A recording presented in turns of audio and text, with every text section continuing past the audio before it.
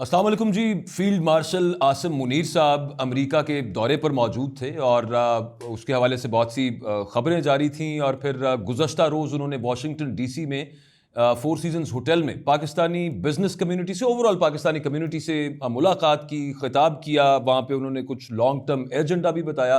बाकी बातों के अलावा कुछ चीज़ें ऐसी रिपोर्ट हो रही हैं कि जो पॉलिसी स्टेटमेंट के तौर पर भी देखी जा सकती हैं। हमारे साथ मारूफ और बाअसर पाकिस्तानी बिजनेसमैन शाहिद खान साहब मौजूद हैं, who was there where Asim Munir साहब addressed. Thank you very much Khan साहब आपके वक्त का। बहुत बताइएगा शुक्रिया कि मुझे प्रोग्राम में लेने का। Thank you. बताइएगा सर कि कितने लोग इनवाइटेड थे और क्या फरमाया फील्ड मार्शल साहब ने वहाँ पे। सबसे पहले बहुत शुक्रिया मुझे प्रोग्राम में लेने का। करीबन 300 के करीब लोग इनवाइटेड थे और हॉल वाज फुल। वो पहले इनका ख्याल था कि एम्बेसी में ये प्लान कर रहे थे डिनर करने का, लेकिन एम्बेसी में मेरे ख्याल इतनी स्पेस नहीं थी, तो फिर वो फोर सीजन्स में किया, विच वर्कड आउट एक्चुअली बेटर। तो काफ़ी कंफर्टेबल सी इन्वायरमेंट थी और उसमें 300 के करीब लोग थे और पूरे अमेरिका से लोग आए, पूरे अमेरिका से पाकिस्तानी अमेरिकन आए। इवन दो कैलिफोर्निया और वेगस और इस किस्म की जगहों से, टेक्सास से लोगों ने ट्रैवल किया इन चीफ साहब से मुलाकात करने के लिए, उनकी बातचीत सुनने के लिए। तो I think overall it was a really good show. It's more like a style of the overseas conference they had in Islamabad the other day, a month ago or so. तो मॉडल कुछ उस किस्म का ही था, लेकिन उन्होंने start कहाँ से वो किया खान साहब अपनी तकरीर का। उन्होंने, देखिए, वो जो उनकी जो पोजीशन थी, अब army chief of Pakistan is talking from A position of strength now after this war happened in India, between India and Pakistan. तो उससे पर्सपेक्टिव और पैरामीटर चेंज हो गए हैं यहाँ पर भी और पूरी दुनिया में। तो वो उनकी जो एक position of confidence and strength, और वो उनकी जेस्चर में रिफ्लेक्टेड था। तो बात उन्होंने यही शुरू की कि पहले तो हर हर जो लोग थे, वो पार्टिसिपेंट से थे, वो ये समझना चाह रहे थे ये हुआ क्या, ये वॉर क्या थी, इसमें हमने क्या किया, उधर से क्या हुआ, कितने जहाज थे, इस किस्म की जो चीजें थी। तो उन्होंने वो बड़े अच्छे तरीके से और बड़ी डिटेल से और बड़े कैंडिडली एक्सप्लेन किया कि, और वो ही वाज वेरी ट्रूथफुल। वो जिस तरह बात कर रहे थे उससे बिल्कुल ऐसे नहीं लग रहा था कि इसे sort of exaggerated version of what he's saying. बिल्कुल ऐसे था जैसे what you see what you get.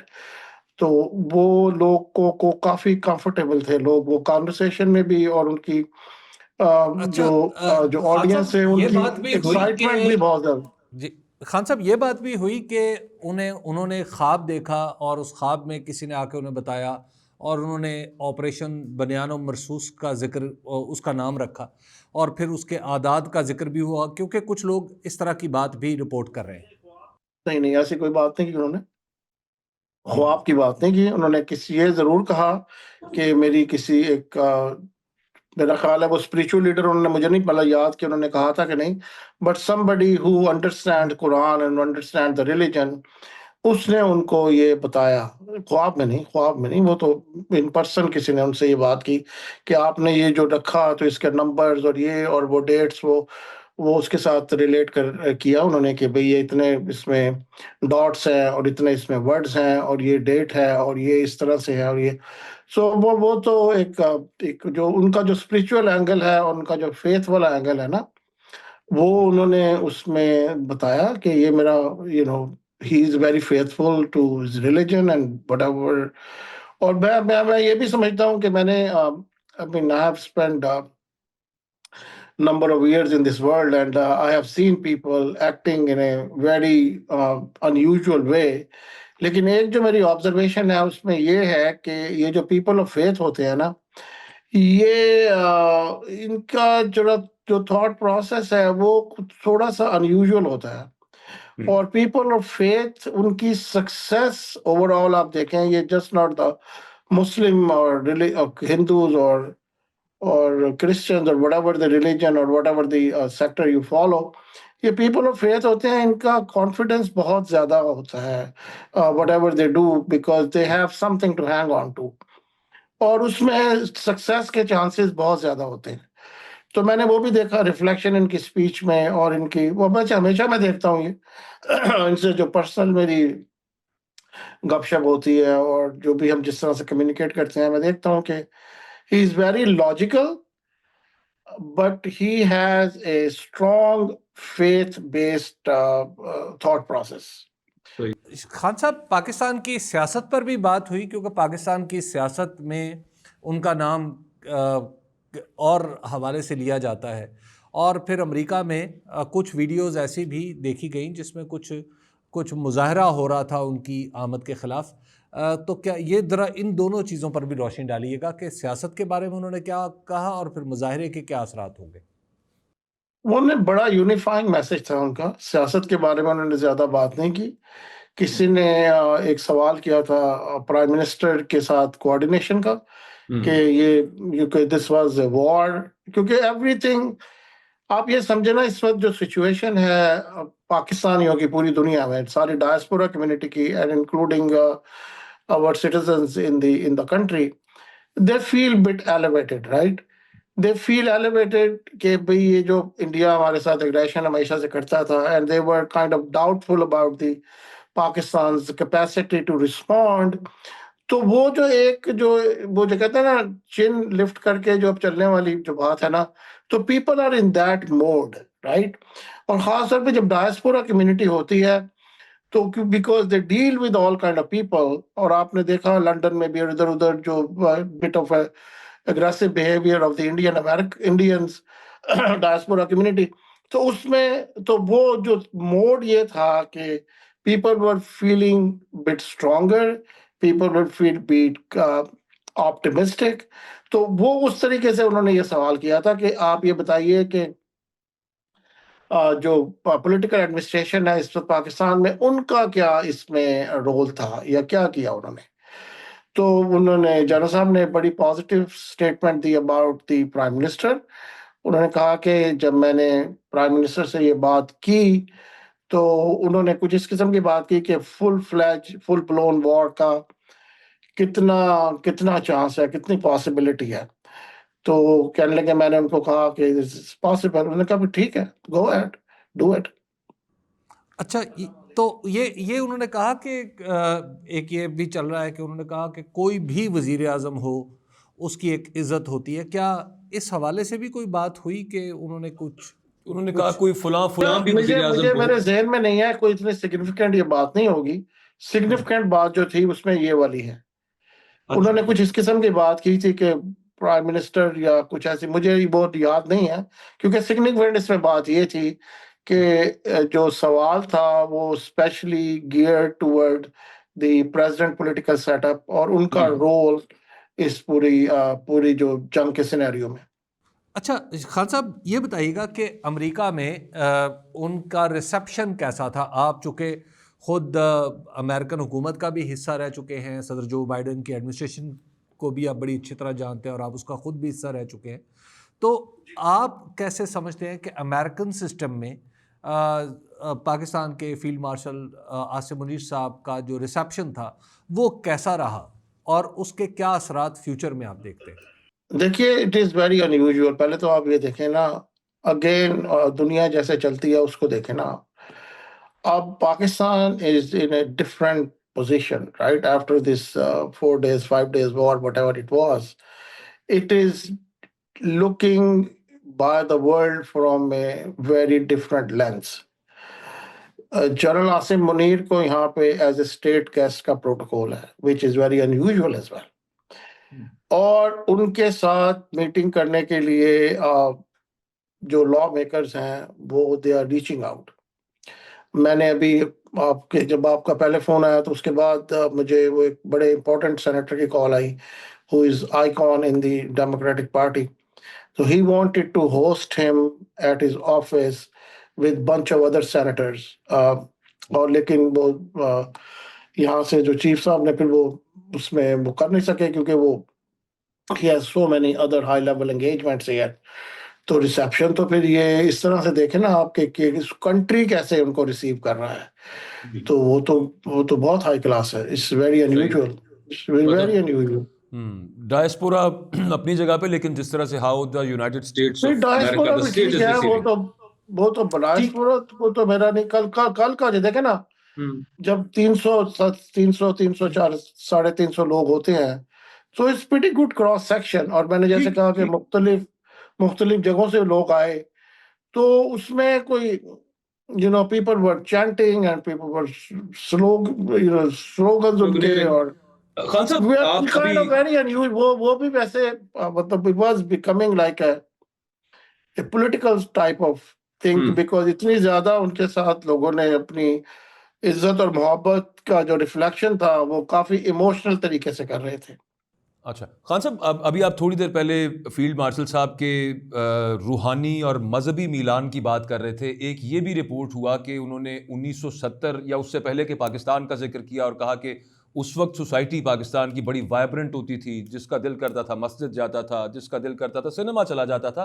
सो उन्होंने मतलब कि he wanted that kind of Pakistan back.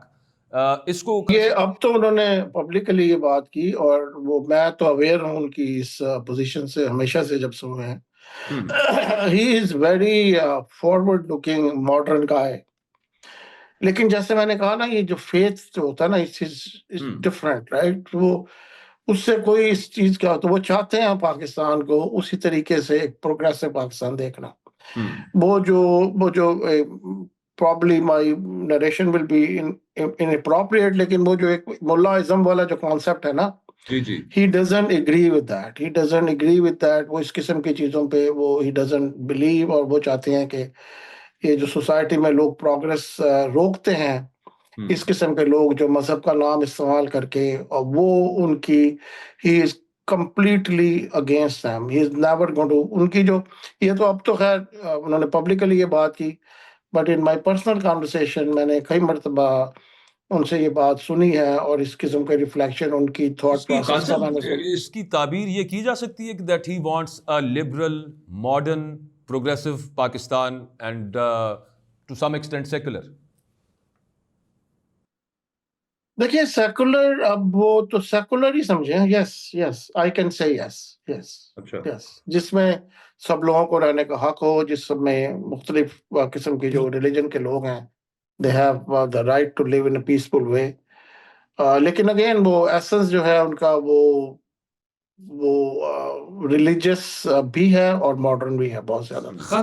Is a well right man. देखे ना, पहले तो ये देखे ना कि जो आप जो लोग रियली कुरान हिफ्ज करते हैं समझने के लिए, राइट, जो समझना चाहते हैं, वो फिर डिफरेंट होते हैं लोग. आप वो सिर्फ वो भी लोग हैं जो सिर्फ पढ़ लेते हैं, याद कर लेते हैं, और वो भी बहुत ज्यादा उसमें एनर्जी की और रिक्वायरमेंट होती है. लेकिन ये है कि जो लोग समझने के लिए करते हैं, अब आपको ये भी नॉलेज में आपके होना चाहिए कि ये जब घर से निकलते हैं और ऑफिस जाते हैं, तो ये जो रुकू है उसको हिफ्स जो पहले किया होता है, एक पहले वाला पढ़ते हैं, एक बाद वाला एवरी डे. सो ही अंडरस्टैंड कि ये जो ओनर्स मैनुअल है, सो टू स्पीक, ह्यूमैनिटी का और इंसान का, उसको वो गौर से समझ के पढ़ के, तो ही इज वेरी कमिटेड. बट इसकी बिलीफ जो है उनका बहुत, ही इज वेरी कमिटेड. जो उन्होंने उनसे एक बात मंसूब की गई कि उन्होंने कहा कि 2030 तक वो पाकिस्तान को G20 में और 2047 तक G10 में देखना चाहते हैं. क्या कॉन्टेक्स्ट था इस बात का? और हाँ, ये कहा उन्होंने जी, ये कहा, और ये उन्होंने कहा, और ये वो उनकी जो थॉट प्रोसेस है, उसकी जो बेस या फाउंडेशन है, वो is not quite distorted as a matter of fact. क्योंकि मैं जो आजकल जो क्रिटिकल मिनरल्स की जो बात हो रही है, talking about it for like at least last 15 years. तो वो अब वो क्योंकि इतनी विजिबल हो गई है, अमेरिका इसमें पीछे रह गया है इसलिए कि चाइना ने जो साउथ अफ्रीका में और डिफरेंट कंट्रीज में जितनी ये माइंस थी वो उन्होंने खरीद ली हैं। चाइना तो आपको पता है एग्रेसिवली है, देयर कैश रिच सोसाइटी। तो अमेरिका उसमें पीछे रह गया। अब अमेरिका उसमें पीछे रह गया, ये बात तो हाईलाइट अब हुई है जब से प्रेसिडेंट ट्रंप ने यूक्रेन को ये कहा है क्रिटिकल मिनरल्स के बारे में। लेकिन ये कई साल से अमेरिका की फॉरेन पॉलिसी का एक मेजर कंपोनेंट है। उसमें ये जो इसमें समझने वाली बात यह है कि जहां पर क्रिटिकल मिनरल्स हैं, अमेरिका की फॉरेन पॉलिसीज 180 डिग्री डिफरेंट उस कंट्री का या उसके लेकिन जहां पर क्रिटिकल मिनरल्स है और अमेरिका की रिलेशनशिप उससे डिफरेंट होगी। इट जस्ट सो हैपेंड कि अफगानिस्तान में जब अमेरिकन ने सर्वे किया, अमेरिका जब वहां था एक्टिवली, तो वो जो बॉर्डर एरिया है, जो पहाड़ एक तरफ अफगानिस्तान में और दूसरी तरफ पाकिस्तान में है, वही पहाड़ और वही जो क्रिटिकल मिनरल्स के रेजर्वायर्स हैं, रिजर्व्स हैं। तो उस वक्त वो सर्वे उन्होंने जो किया था, तो ऑफ कोर्स वो पाकिस्तान पे भी वही रिफ्लेक्ट होता है। वो सर्वे अब से मतलब ये कुछ समझ लें 1-2 साल पहले या वेरी रिसेंट, वो सर्वे अमेरिकन ने पाकिस्तान के साथ शेयर भी किया और उसमें उन्होंने देखा कि पाकिस्तान ने देखा, हालांकि वो कोई बहुत एआई बेस्ड सर्वे नहीं है, लेकिन कम से कम उसमें ये है कि ये कॉपर कितना है और ये क्या इस किस्म की चीजें हैं। अब as we getting into the era of AI, तो like they say कि AI needs copper और copper needs AI because the conduction सबसे ज्यादा जिस मटेरियल की है, जिस मिनरल की है, वो कॉपर है, राइट। तो वो फिर कॉन्वर्सेशन शुरू हुई, वो कॉन्वर्सेशन पाकिस्तान के साथ शुरू हुई। पाकिस्तान ने ये रिक्वेस्ट की अमेरिका से कि हमारा इसमें कुछ और हेल्प करें, इस सर्वे को कोई बेहतर करें।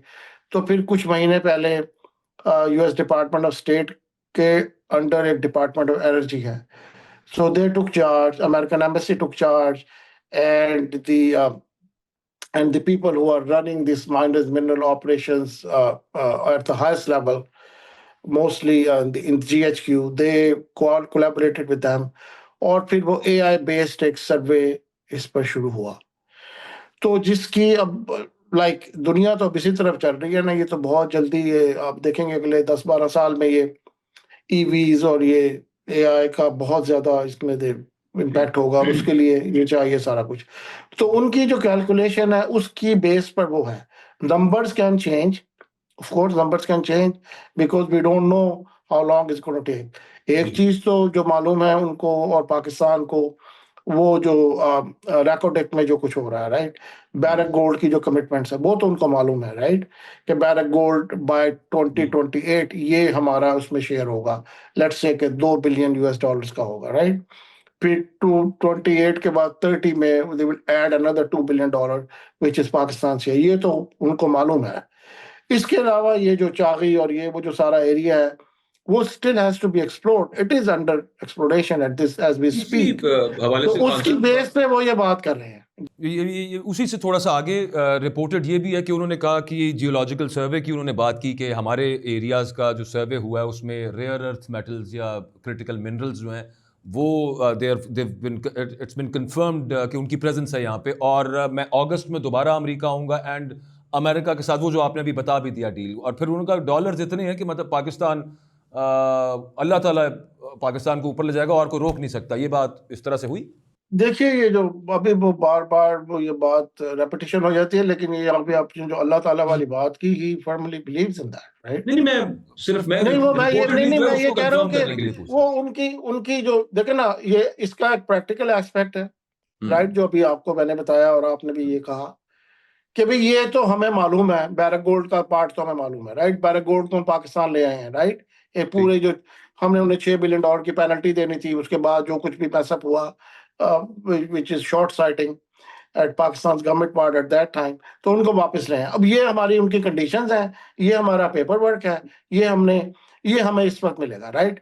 और फिर वो जो अमेरिकन ने सर्वे शुरू किया उसके साथ वो अल्लाह ताला तो उनकी हर बात में एक सूरा और एक इसकी जो लॉजिकल के साथ जो स्पिरिचुअल एलिमेंट है, that is always part of his conversation, not now but always. तो उसमें उसकी बेसिस से वो कर रहे हैं।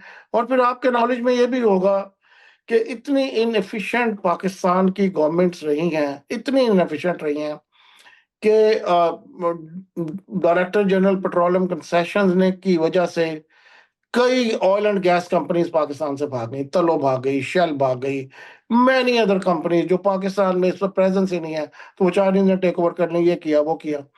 तो वो जो यहाँ पे एक्सप्लोरेशन के परमिट्स और वो जो है वो उसकी को भी इनको देने में एतराज है, और उसमें इतनी ब्यूरोक्रेसी और रेड टेप है। तो उनके जहन में, आर्मी चीफ के जहन में ये भी है कि जब गैस के रेजरवायर्स हैं और ये पेट्रोलियम के रेजरवायर्स हैं, तो ये कहाँ पर ये मसला है, राइट।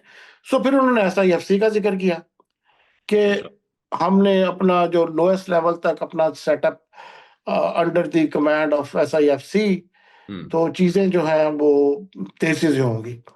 अब ये जो बाकी जो वो जो G10 और G20 वाली बात है, he is hopeful about it.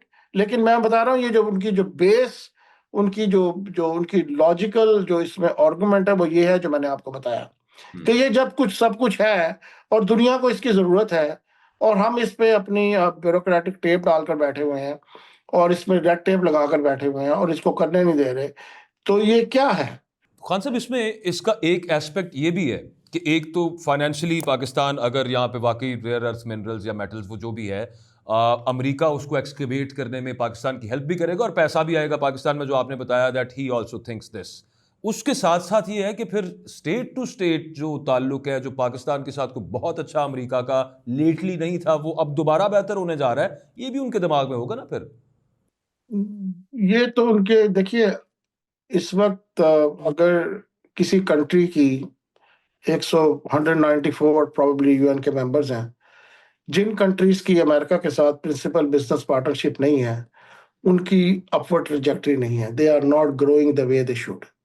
और कई कंट्रीज इसमें से बांग्लादेश और वियतनाम एंड इवन इंडिया और 100 तो नहीं, China is quite dependent on America, right. जो आप देखें जितना वो उनका बिजनेस है, उनकी आप परसेंटेज देख लें कि कितने परसेंट अमेरिका, राइट। तो एक तो प्रिंसिपल बिजनेस पार्टनरशिप जब तक अमेरिका के साथ नहीं होगी, इस this day and world we are living in, तो हमारी वो ग्रोथ उस तरह से हो नहीं सकती।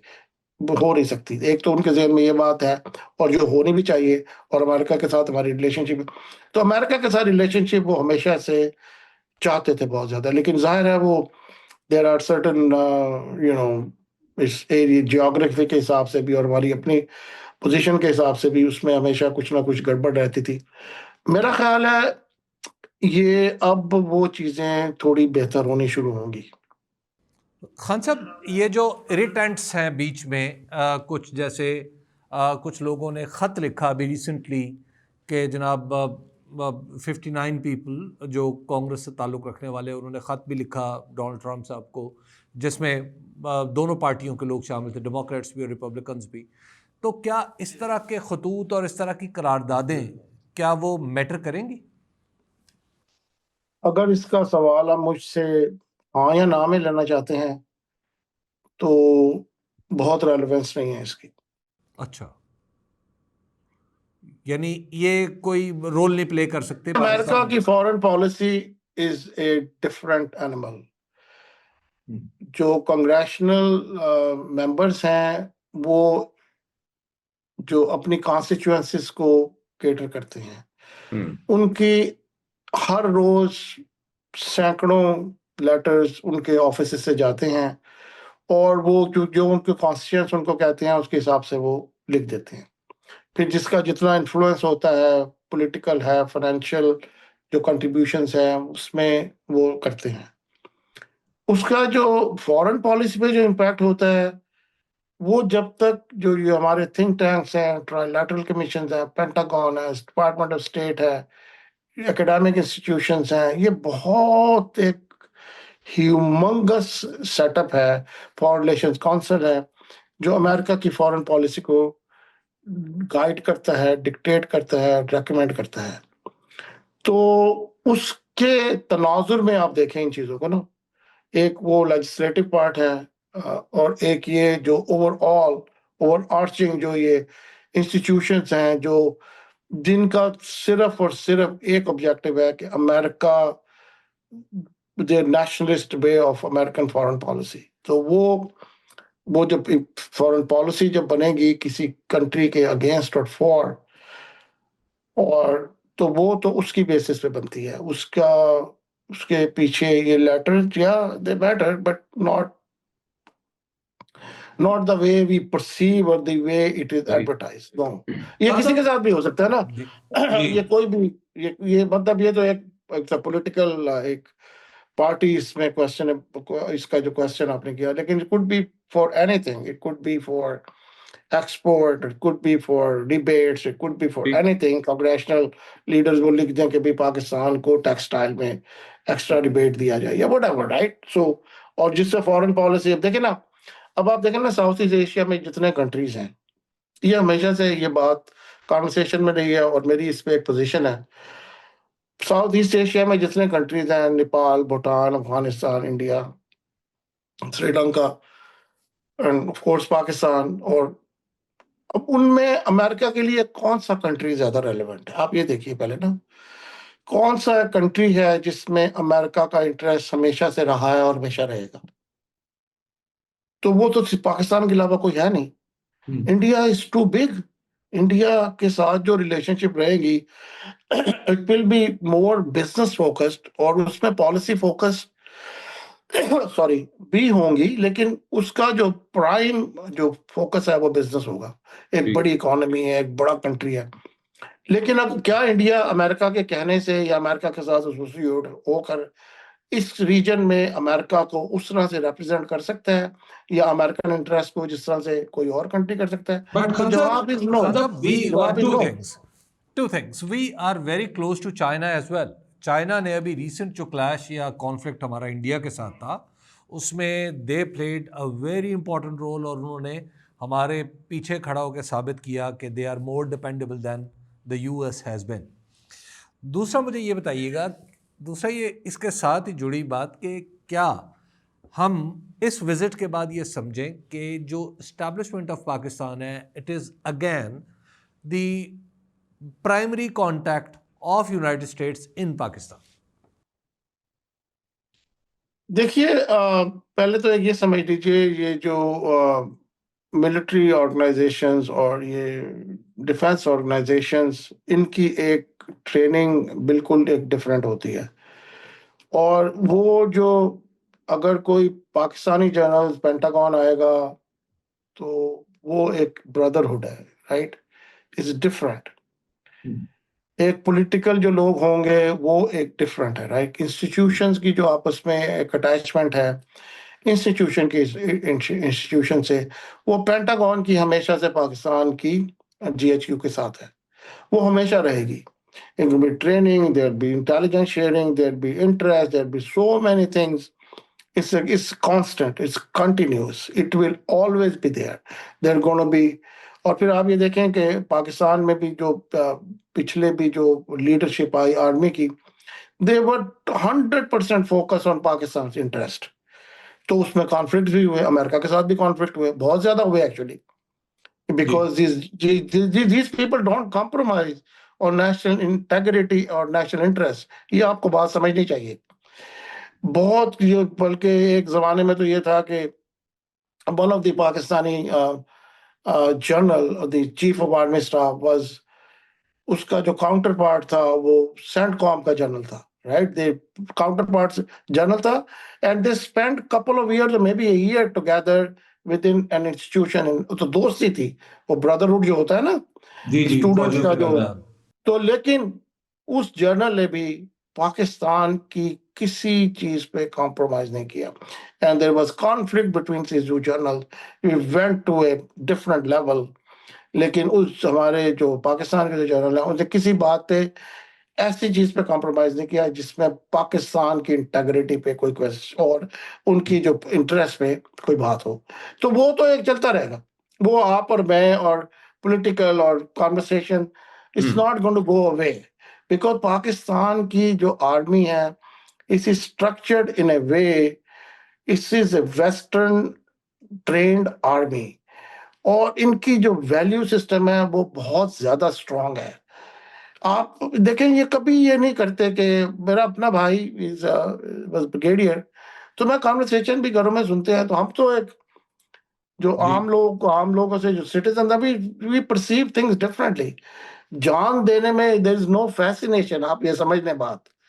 अब मरने में कोई फैसिनेशन नहीं है, ये ऐसे नहीं है, right? But they create a fascination in that, right? So it's a very different mindset. ये आपको समझना चाहिए. वो तो how do you see China's role? कुछ नहीं उसमें.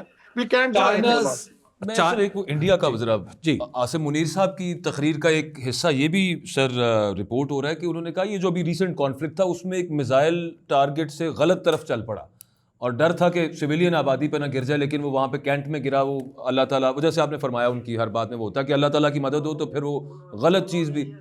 उन्होंने कहा कि वो जो उस वक्त उसकी प्रोग्रामिंग में there was a little bit of variation, so it could have gone the other way, लेकिन वो other way की बजाय वो उस जगह चला गया जहाँ एक्चुअली प्लान नहीं था, लेकिन वो जहाँ पर गया उसके इंडिया का बहुत ज्यादा नुकसान हुआ. इंडिया की जो डिफेंस का जो सेट था ये ऐसी सेट था. अच्छा, लास्टली ये बताइएगा कि जो चाइना के हवाले से उन्होंने कोई बात की कि चीन के साथ और चीन ने जो पाकिस्तान की मदद की. देखिए, एक जो इसमें हबीब साहब ये समझने वाली है, there are platforms and their integration and technology and capacity to do that, right?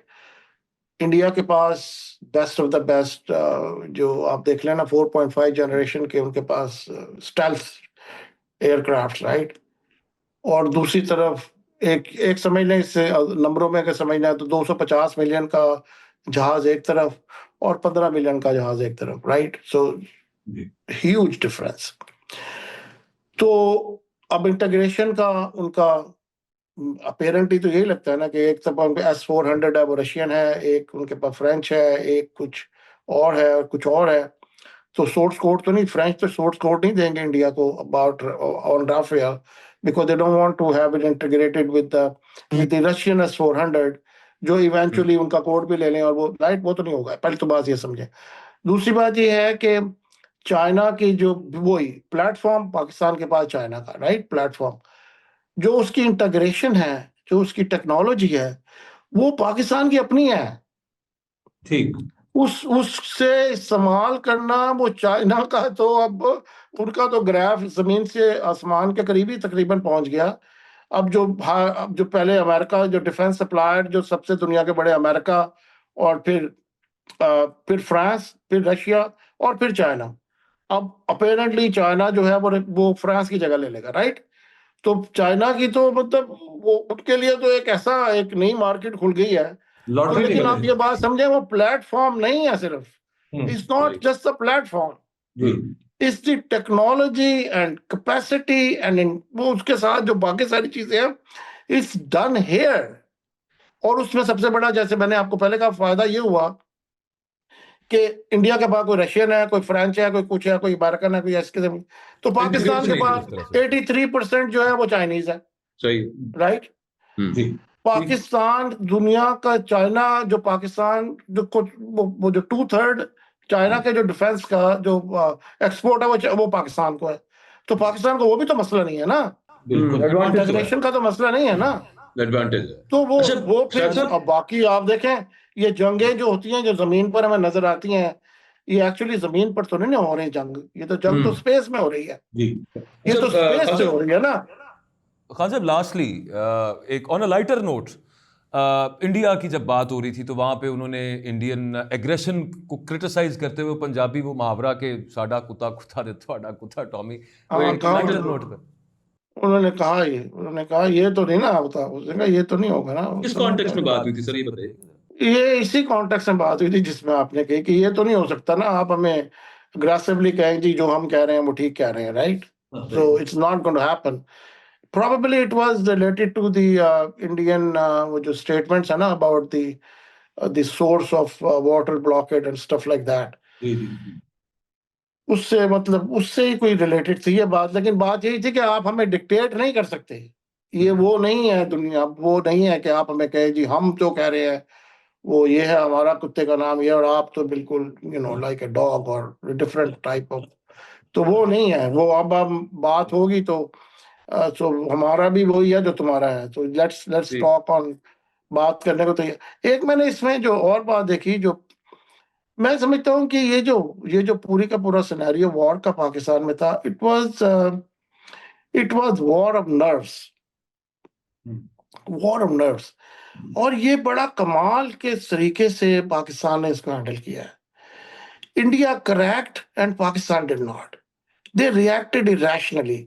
उनका मीडिया भी, उनकी डिफेंस की उनकी जो भी वो कर रहे थे, it was very irrational, it was reflecting in their behaviour. वो कभी इस्लामाबाद पे कब्जा कर रहे हैं, कोई कराची पे मतलब whatever they were saying was not making sense. ये जो उनका बिहेवियर था, ये उनके एक्शन में भी था, बातों में नहीं था। Pakistan stood fast. अब पाकिस्तान में लोग सुबह उठ के ये कहते थे, 3 दिन ये मेरा ख्याल है इस तरह से रिएक्ट नहीं किया पाकिस्तान ने, या 2 दिन या व्हाटएवर हैपेंड, कि इंडिया ने हमारा ये कर रहा है और हम कुछ कर नहीं रहे। But they stood fast. They didn't react irrationally. But when they reacted, they had to react because वो तो against UN Charter they have the right to react.